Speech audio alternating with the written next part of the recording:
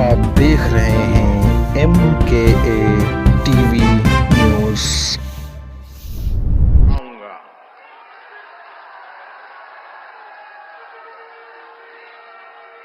साथियों, 4 जून बहुत दूर नहीं है। आज पूरा देश जानता है, पूरी दुनिया जानती है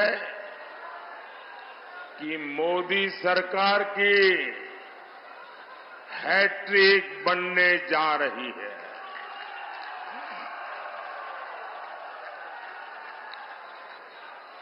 नई सरकार में मुझे गरीबों के लिए, युवाओं के लिए, महिलाओं के लिए, किसानों के लिए बहुत सारे बड़े फैसले लेने हैं और इसलिए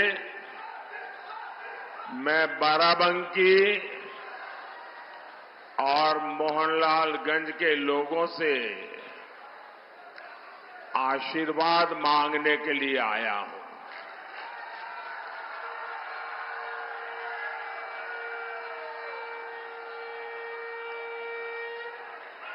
साथियों, आज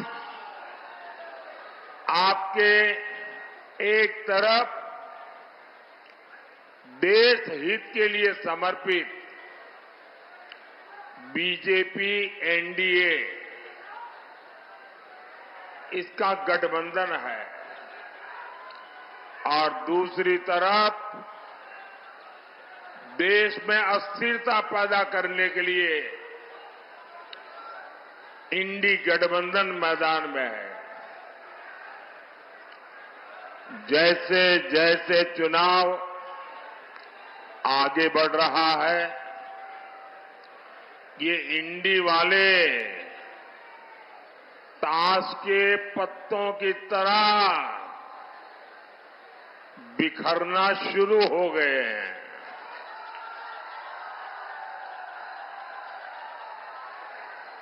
यहां जो बबुआजी है,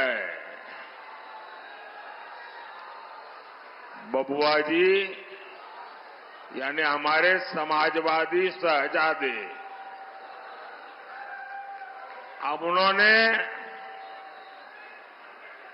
एक नई बुआ की शरण ली है। ये उनकी नई बुआ जी है बंगाल में। और ये बंगाल वाली बुआ जी ने कह दिया है, इंडी वालों को कहा है कि मैं आपको बाहर से सपोर्ट करूंगी। इंडी गठबंधन की एक और पार्टी ने दूसरी को कह दिया है, खबरदार, जो हमारे खिलाफ पंजाब में बोला, पीएम पद को लेकर भी सब मुंगेरी लाल को भी पीछे छोड़ रहे हैं।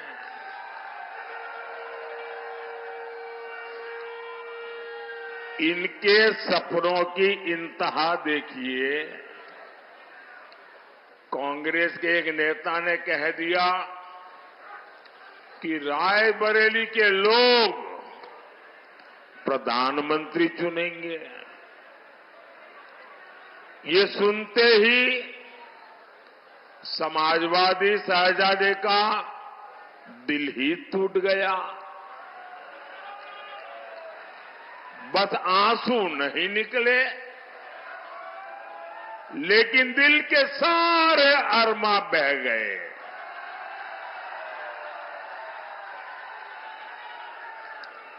अब आप बताइए, इस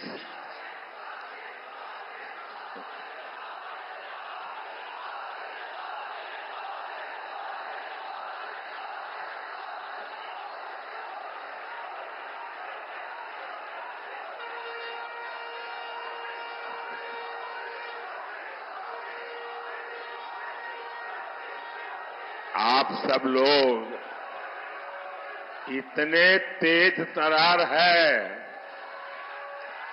कि सारी बात इशारों में समझ लेते हो।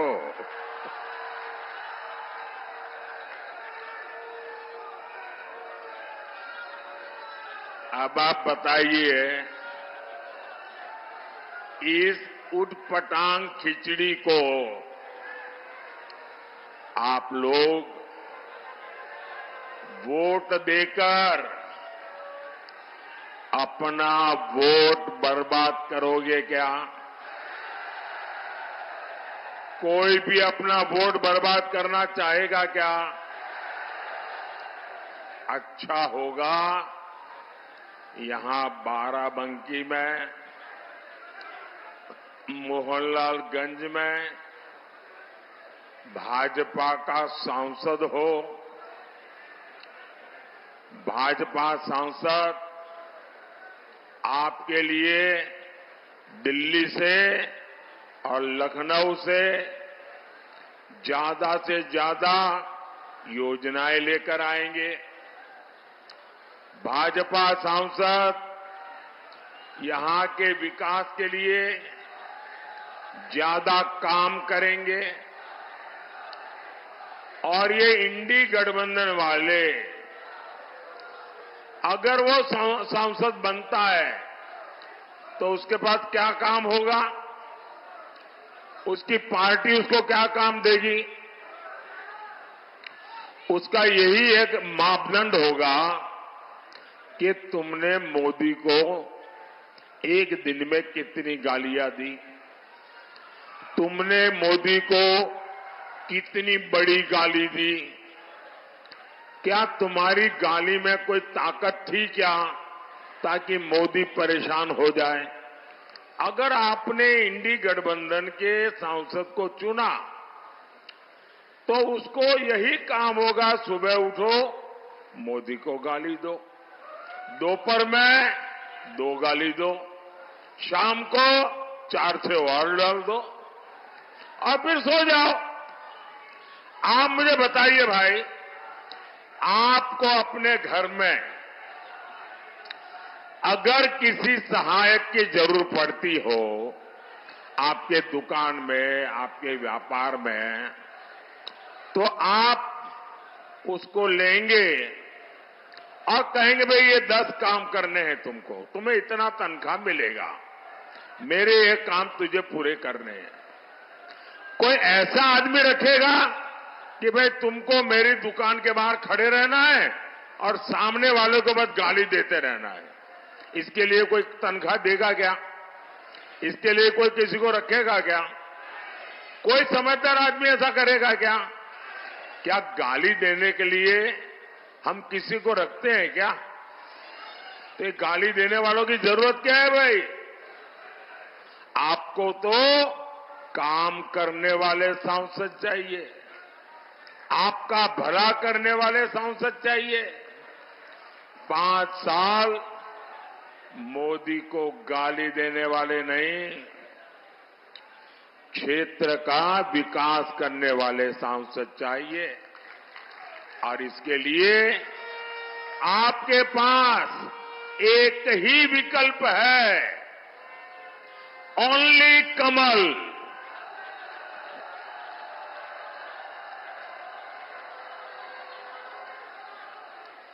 और इसलिए बाराबंकी से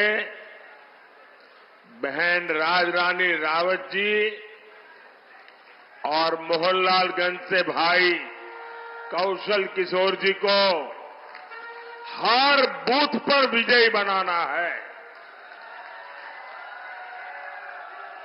साथियों, जब देश में दमदार सरकार होती है तो फर्क भी साफ साफ दिखता है।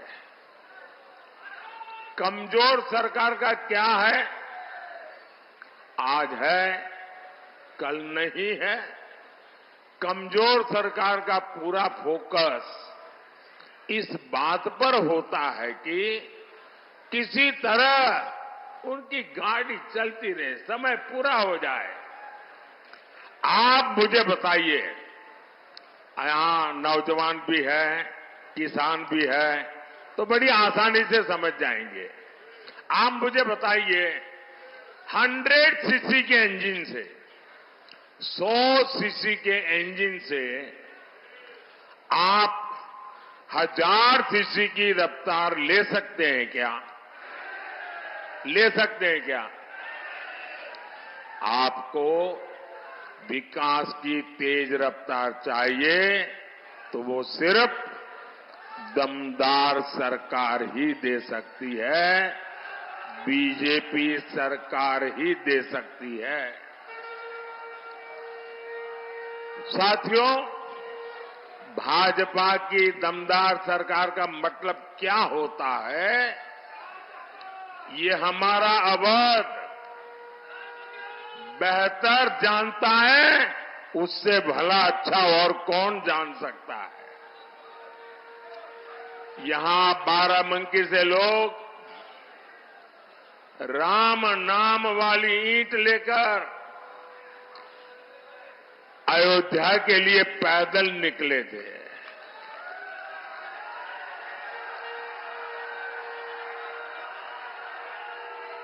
जो पहली बार वोट डाल रहे हैं, जो युवा है, उन्हें पता ही नहीं होगा 500 साल के इंतजार के बाद, 500 साल का इंतजार, ये इतिहास की बहुत बड़ी घटना है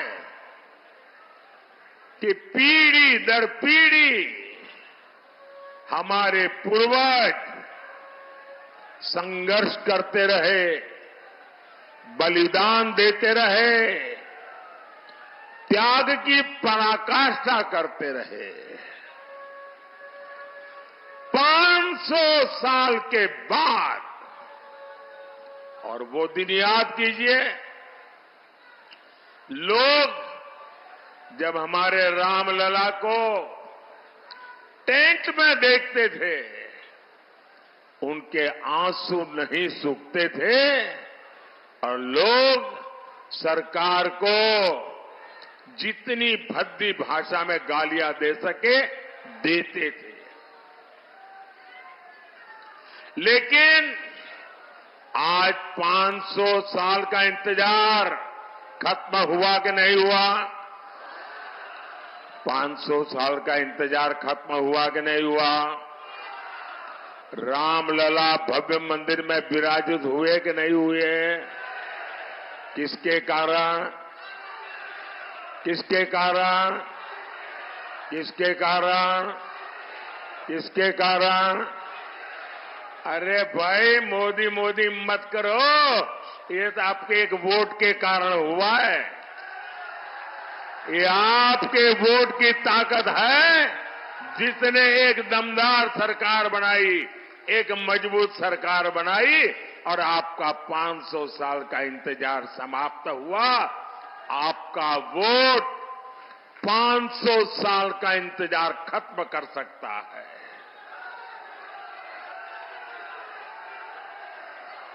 और इसलिए भाइयों बहनों,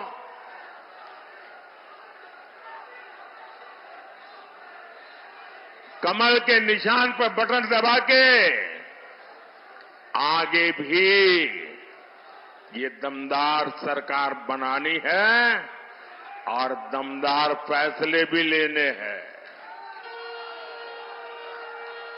लेकिन साथियों, दूसरी तरफ ये कांग्रेस वाले, ये सपा वाले क्या कह रहे हैं? पहले इन्होंने रामलला को टेंट में पहुंचाया, फिर अपनी वोट बैंक को खुश करने के लिए इन्होंने कहा यहां मंदिर की जगह कोई धर्मशाला बना दो, कोई स्कूल बना दो, अस्पताल बना दो। अब जब मंदिर बन गया तो उन्होंने इतना पेट में जहर भरा पड़ा है, इतना जहर पड़ा है, पता नहीं उनकी राम से क्या दुश्मनी है। राम लला की प्राण प्रतिष्ठा का निमंत्रण ठुकरा दिया।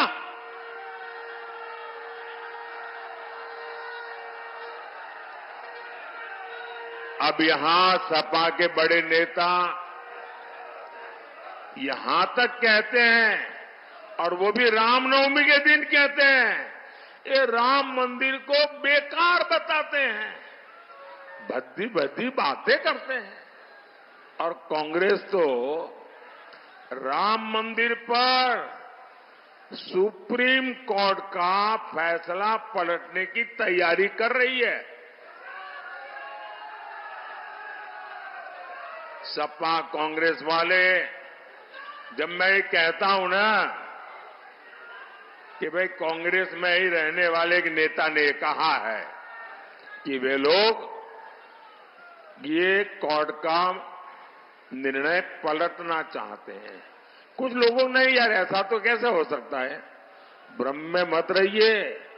देश जब आजादी का आंदोलन कर रहा था ना, और देश के टुकड़े करने की बात आती थी, तो देश का हर व्यक्ति का नहीं यार, देश के टुकड़े थोड़े होते हैं, देश के टुकड़े होते हैं। हो गए कि नहीं हो गए? इन्होंने कर दिया कि न कर दिया? ये किसी भी हद तक जा सकते हैं जी। इनका ट्रैक रिकॉर्ड ही ऐसा है। इनके लिए देश वेश कुछ नहीं है भाई, उनके लिए तो उनका परिवार और पावर, यही उनका खेल है। सपा कांग्रेस वाले सरकार में आए तो रामलला को फिर से टेंट में भेजेंगे और मंदिर पर बुलडोजर चलवा देंगे। क्या योगी जी से यही सीखना है क्या? अरे जरा योगी जी से ट्यूशन लो, बुलडोजर कहां चलाना कहां नहीं चलाना।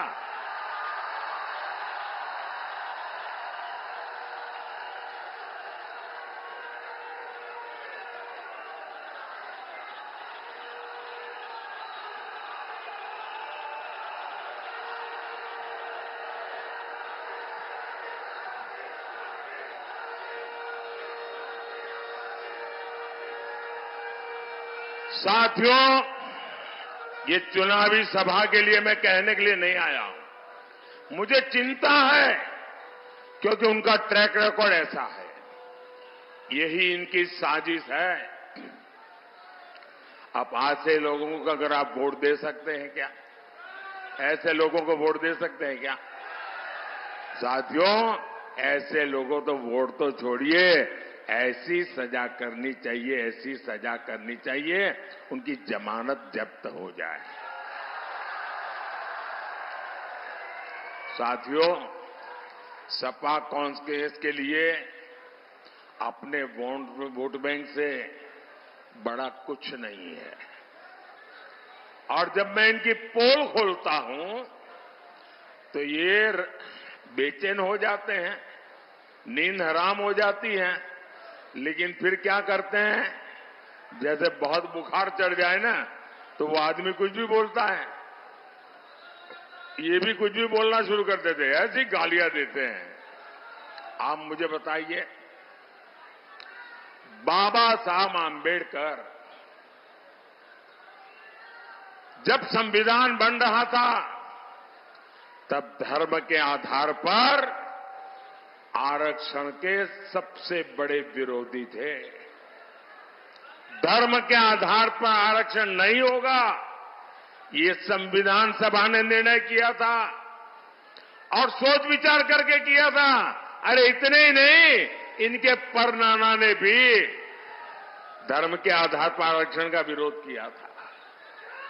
लेकिन 10 साल पहले यहां यूपी में इन लोगों ने धर्म के आधार पर आरक्षण देने की कोशिश की थी और कर्नाटका में तो कर दिया। कर्नाटका को उन्होंने अपनी लेबोरेटरी बनाया है।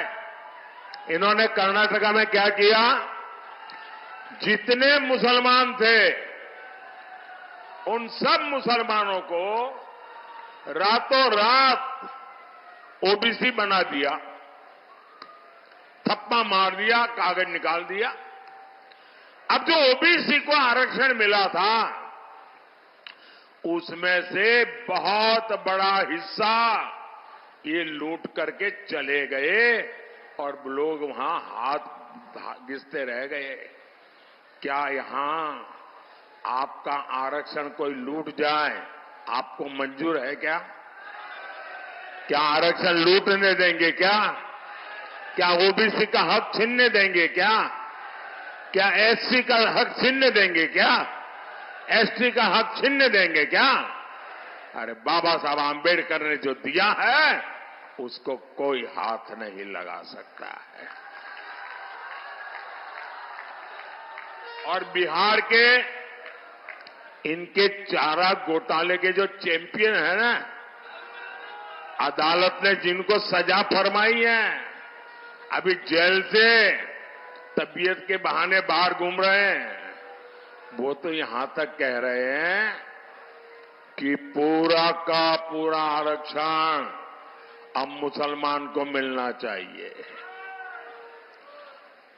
अब मुझे बताइए, इसका मतलब दलित, आदिवासी, पिछड़े, ओबीसी, इनके पास कुछ बचेगा ही नहीं भाई। मैं आपकी रक्षा करने के लिए, आपके अधिकारों की रक्षा करने के लिए 400 पार मांगता हूं आपसे।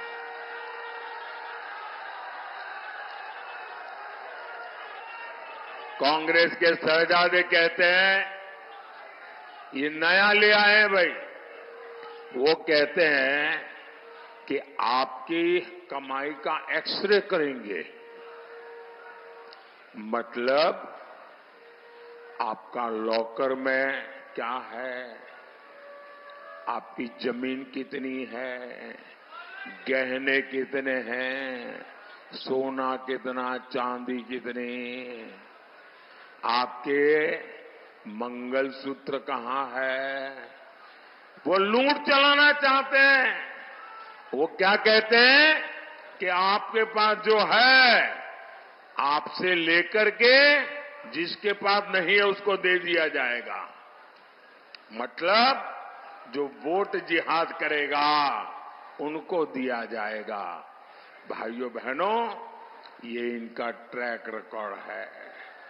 सपा कांग्रेस तुष्टीकरण के आगे घुटने टेक चुकी है और मोदी जब इनकी सच्चाई देश को बता रहा है तो वो क्या कह करते हैं, और ये लंबे समय से उनकी इकोसिटी में उनके बेईमानी को अगर आप बेनकाब कर दो, उनकी घोर सांप्रदायिकता को बेनकाब कर दो, उनकी वोट बैंक की राजनीति को बेनकाब कर दो, दिन रात हिंदू मुसलमान करने वाली उनकी सोच को बेनकाब कर दो, तो वो कहते हैं मोदी हिंदू मुसलमान करता है। अरे मोदी तो बोलना पड़ता है तुम्हारे पापों का ये पूरा इतिहास देश को बताने के लिए।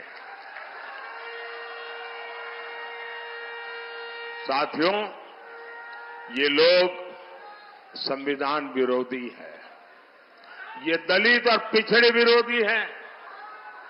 मोदी ने आर्टिकल 370 हटाया, इससे जम्मू कश्मीर में भी संविधान लागू हुआ, वहां दलितों को भी उनके अधिकार मिले। वो 2 दिन पहले ही सीएए कानून के तहत शरणार्थियों को नागरिकता मिलनी शुरू हो गई है। बड़ी खुशी खुशी मना करके वो कागज लेकर के फोटो निकलवा रहे हैं।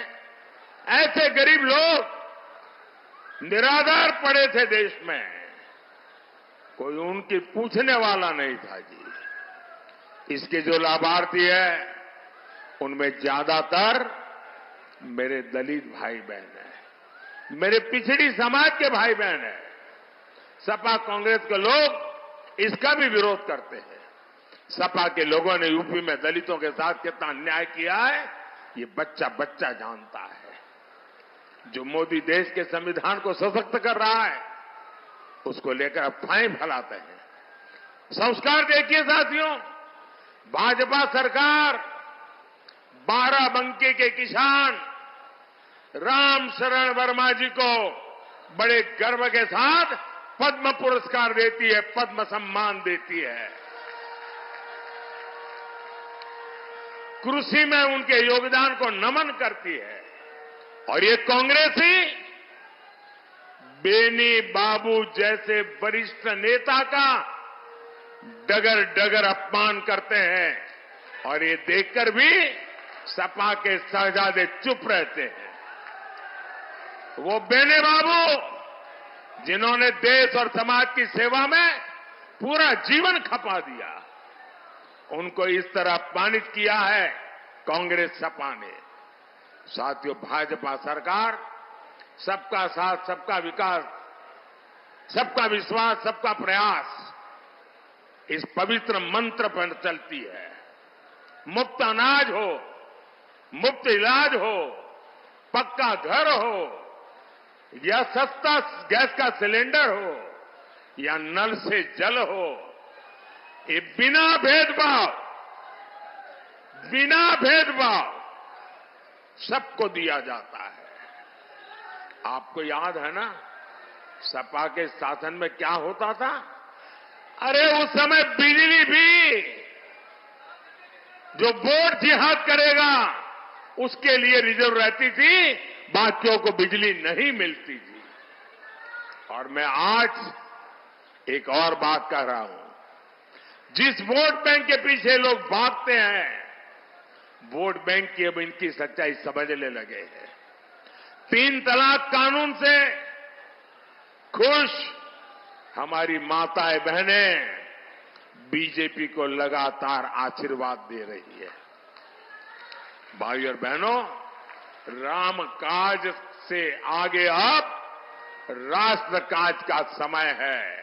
राम काज की प्रेरणा राष्ट्र काज के लिए है। यहां मैथा की खेती बहुत होती है। ऐसी हर कृषि उपज से जुड़े प्रोसेसिंग उद्योग के लिए यहां अनंत संभावना है। बाराबंकी मोहनलालगंज के छोटे किसानों को पीएम किसान सम्मान निधि के भी करीब करीब 1,600 करोड़ रुपए मिले। यहां का गमछा मुझे भी भेंट दिया गया। अब ये गमछा बहुत प्रसिद्ध हो रहा है और हमारे योगी जी ने जो 1 डिस्ट्रिक्ट 1 प्रोडक्ट का मिशन चलाया ना, आज मैं भी दुनिया में कहीं जाता हूं तो मैं गिफ्ट क्या लेके जाऊंगा, मुझे दिमाग नहीं खपाना पड़ता है। मुझे लखनऊ में यूपी सरकार की वेबसाइट पे जाता हूं, योगी जी का 1 डिस्ट्रिक्ट 1 प्रोडक्ट देख लेता हूं और मैं कहता हूं भाई चलिए ये 6-7 चीजें ले लो, वहां दे देंगे लोगों को। योगी जी की सरकार ने जिस प्रकार इसको जीआई टैग दिया, इसकी प्रसिद्धि की है। साथियों, आप तो जानते हैं मैं 2014 से काम में लगा हूं, स्वच्छता अभियान, सफाई कर रहा हूं। देश साफ सुथरा होना चाहिए कि नहीं होना चाहिए? स्वच्छता होनी चाहिए कि नहीं होनी चाहिए? और हमारे मोदी जी और हमारे योगी जी भी सफाई कर रहे हैं, वो भी सफाई होनी चाहिए ना। दुर्गंध आती है तो नींद आती है क्या? तो दुर्गंध हटानी पड़ती है ना। तो योगी जी वो काम भी बड़े अच्छा कर रहे हैं। और ये सफाई होने के कारण अब उत्तर प्रदेश में निवेश का माहौल बना है। लोग विश्वास के साथ उत्तर प्रदेश में उद्योग धंधे के लिए रुपये लगाने के लिए तैयार हुए। साथियों, जहां जहां राम के निशान है उन क्षेत्रों को रामायण सर्किट के तहत विकसित बनाने की योजना। यहां तो सतरिक आश्रम है जहां राजकुमारों की शिक्षा दीक्षा हुई थी। महादेव कॉरिडोर के विकास का काम भी चल रहा है। ऐसे विकास कार्य हमारी विरासत को भी सशक्त करेंगे और पर्यटन उद्योगों से युवाओं को नए अवसर भी देंगे। साथियों, विकास और विरासत, ये विकसित भारत बनाने के लिए आपके आशीर्वाद मांगता है। आपको भारी मतदान करना है। ज्यादा से ज्यादा मतदान करेंगे ज्यादा से ज्यादा मतदान करेंगे, ज्यादा से ज्यादा लोग मतदान करने के लिए निकलेंगे। सुबह 10 बजे से पहले मतदान होगा। पहले मतदान फिर जलपान, पहले मतदान फिर अब आप ऐसा तो नहीं होगा ना जलपान याद रखोगे और मतदान भूल जाओगे, ऐसा नहीं होगा ना। अच्छा, पोलिंग बूथ जीतोगे, सभी पोलिंग बूथ जीतोगे, पुराने सारे रिकॉर्ड तोड़ोगे। अच्छा, मेरा एक काम करोगे, क्या कमाल हो यार, ठंडे हो जाते हो। जरा हाथ ऊपर करके बताइए, मेरा काम करोगे क्या? ये चुनाव वाला काम नहीं है, मेरा पर्सनल काम है, करोगे? पक्का करोगे?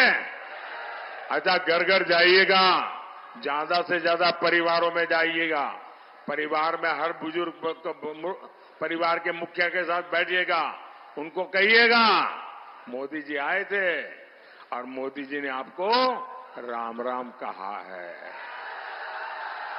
मेरा राम राम पहुंचा देंगे, हर घर में पहुंचा देंगे। बोलिए भारत माता की, भारत माता की। बहुत बहुत धन्यवाद।